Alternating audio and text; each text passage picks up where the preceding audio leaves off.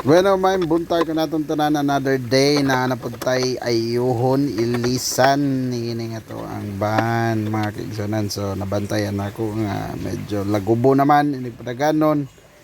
Kay di ay ni buto na di yang shock sa abante. So atong buhaton karon mag DIY lang ta lantaw to sa YouTube patudlo ta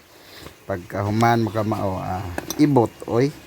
So mo na siya mga kaigalaan no. Nalangkat naman siya. Timing po naabot ang ato ang gi-order sa Shopee ato tong adtuon karon but before na pagkaon sa tagbata mo din yung anak no kaya pagkaon karon kay kamunggay sabaw o noodle unya na po'y orange kanahan na siya balik na yung gadag kaon kay gikan gilantan so man na to babaklas ni ana nakuha na gyud gikan sa Shopee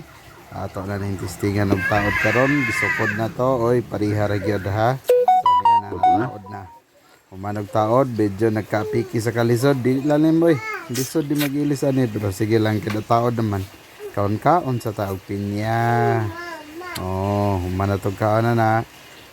patuhak sa ulan digyan magsilbi taod yun bahala ulan human test drive dayon pero basa lagi at least ayun na so mara to daghang salamat sa inyo ang paglantaw medyo okay na gid ang atong ban na yan mo ikalampag no di na to nahadlok og libaong ani naguba din ni siya pagbiyahe namo sa Cagayan de Oro na daghan kay libaong nga nagian mo to na himong hinungdan nga nibuto ang atong shock sa abante but praise the Lord